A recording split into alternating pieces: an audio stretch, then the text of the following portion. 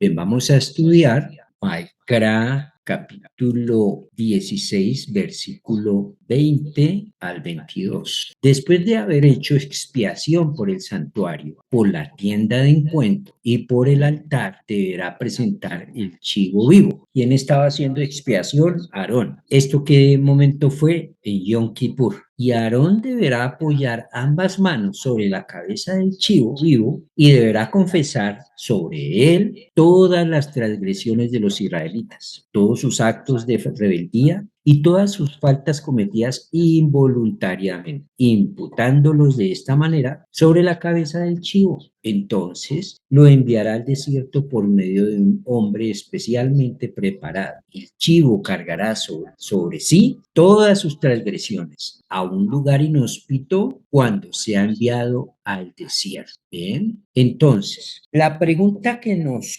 surge es, ¿qué pecado expía el chivo expiatorio? Maimónides Rambam dice al respecto, esto está en Leyes de Teshuvá, el chivo expiatorio expía por todo el pueblo judío, por todas las transgresiones de la Torá, tanto pecados graves como menos graves, aquellos violados de manera intencional y los violados de manera involuntaria, ya sea que la persona fue consciente de su pecado o no, pero esto siempre que la persona haga teshuvá, es decir, que se arrepienta. De lo contrario, el chivo expiatorio solo expía los pecados menos graves. ¿Qué pecados se consideran graves y cuáles menos graves? Los pecados graves, nos dice Maimónides, son aquellos por los que la persona es pasible de ejecución por parte de un tribunal o la decisión del alma. Eso en hebreo es karet. ¿Cuáles son esos pecados? Los pecados, por ejemplo,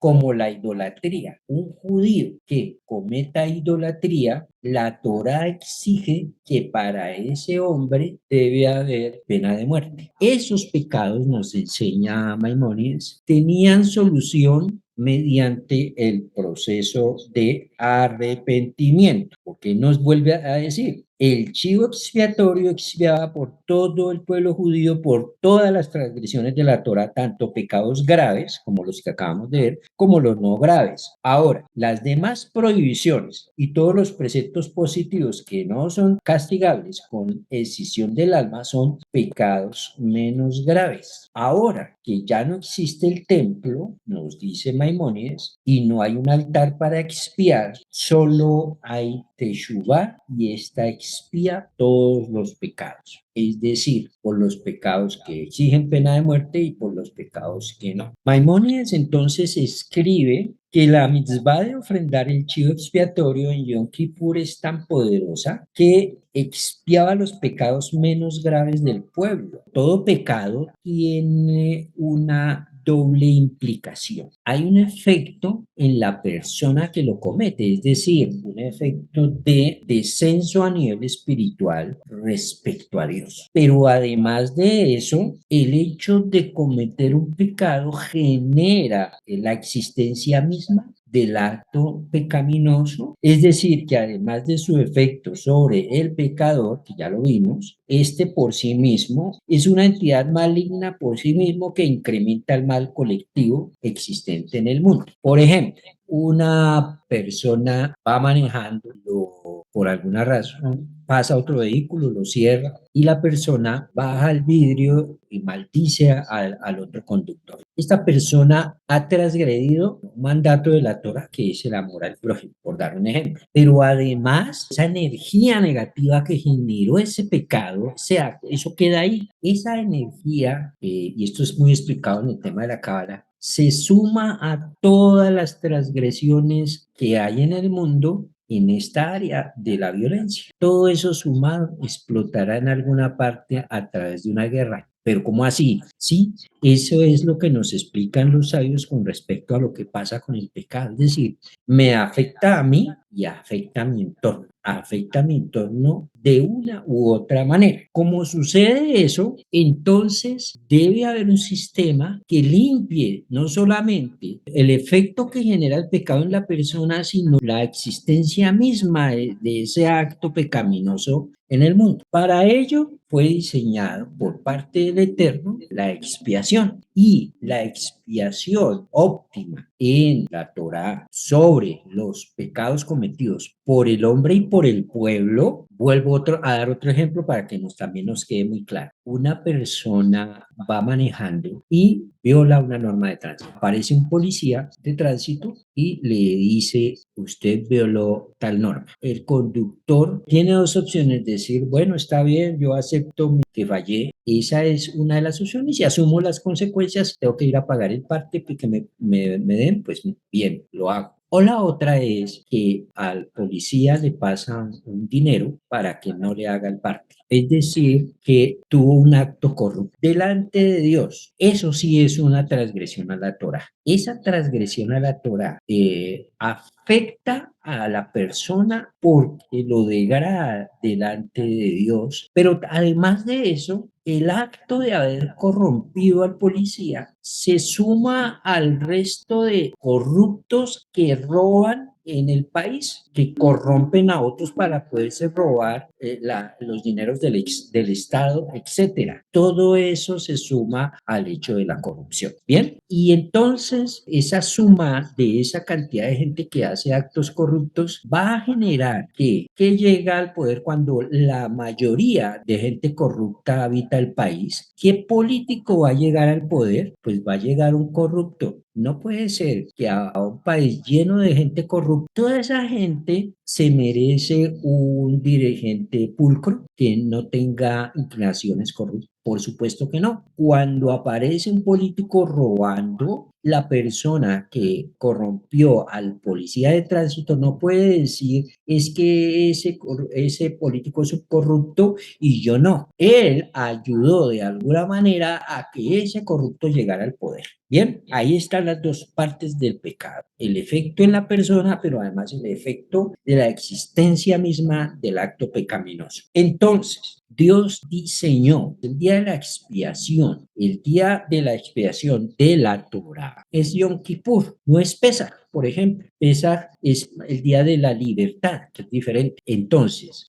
dentro de Yom Kippur se sacrificaba al chivo expiatorio. Se apartaba un chivo que era sobre el cual Aarón imponía sus manos, confesaba los pecados del pueblo y era enviado hacia el desierto, dando a entender que Dios perdonaría y no se acordaría de los pecados cometidos por el pueblo. Ese sistema, nos lo explica Maimónides, corrige de la siguiente manera: el chivo expiatorio, el sistema que se utiliza en la Torá para la expiación de pecados graves y de pecados menos graves. Ciertos pecados menos graves, o sea, los que no exigían pena de muerte, con el solo hecho del chivo expiatorio en Yom Kippur, eran perdonados, eran limpiados, aun si algunas personas dentro del pueblo no se habían arrepentido por ello, porque no se acordaron, porque no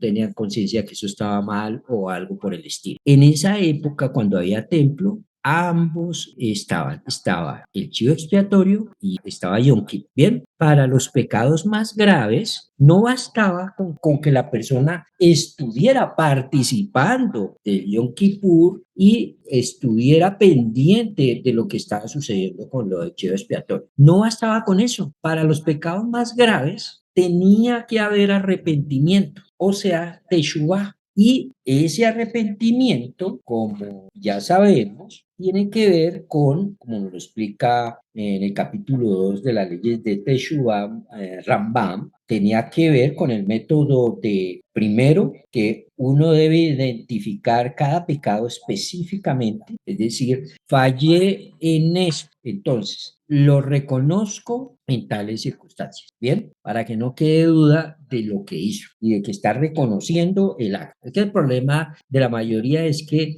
posiblemente lo hice, le pido perdón porque de pronto hablé de usted. No, yo hablé o no hablé. Si yo hablé, si una persona habló de otro, tiene que, porque hay gente que va y se acerca a pedir perdón, pero lo pone en duda, es decir, todavía no se ha arrepentido, no es verdadero su arrepentimiento, tiene que decir, yo hablé de usted, si es que ese es el caso. Delante de Dios debe declarar el hombre que lo hizo, que hice esto y esto y esto con esta persona. Bien, y luego sentirse obviamente amargado y arrepentido de cada uno de esos actos que hizo. No puede estar alegre porque lo hizo. Y además de eso, decidir no volver a cometer, para lo cual debo tomar las medidas necesarias, porque no solamente basta con decir no lo voy a hacer, sino que se necesitan herramientas para no volverlo a hacer. Es decir, tiene la persona que tomar todas las medidas necesarias para no hacerlo. Debe haber una confesión verbal. No solamente es pensar que lo hice, sino confesarlo con la boca que lo hice y preferiblemente dar donaciones para caridad junto con un cambio total de identidad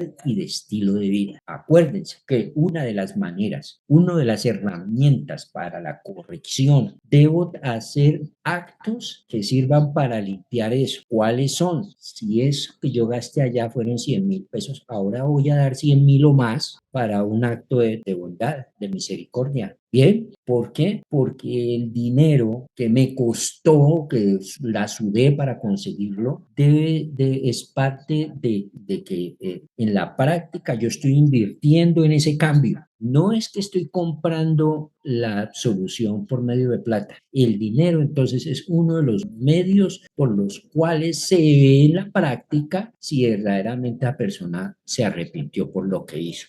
Cambiar su estilo de vida para que ese no lo vuelvo a hacer sea realmente evidente. Luego, tenemos el tema del día como tal de Yom Kippur. Hoy en día ya no hay templo, entonces ya no tenemos chivo expiatorio. Tenemos el día de Yom Kippur todavía, y el Yom Kippur por sí mismo, nos dice Maimónides, con respecto al poder de la expiación del día de Yom Kippur, la Torah dice, este día Dios expiará por ustedes. Eso está en Baikra 16:30. Este día de Yom Kippur, Dios expiará por ustedes para purificarlos. Serán purificados de todos sus pecados ante Dios. Esto sugiere que el día de Yom Kippur solo expía el efecto del pecado en la persona, por lo que nos dice, pues en este día todas sus transgresiones serán expiadas, perdonadas por Dios, pero no lo que usted dejó ahí suelto en el aire, es decir, el acto del pecado por sí mismo. Entonces, Yom Kippur solo expía el efecto del pecado en la persona, pero no elimina los pecados mismos, es decir, no elimina esta segunda parte. Para eliminar esta segunda parte, el hecho de que una persona asista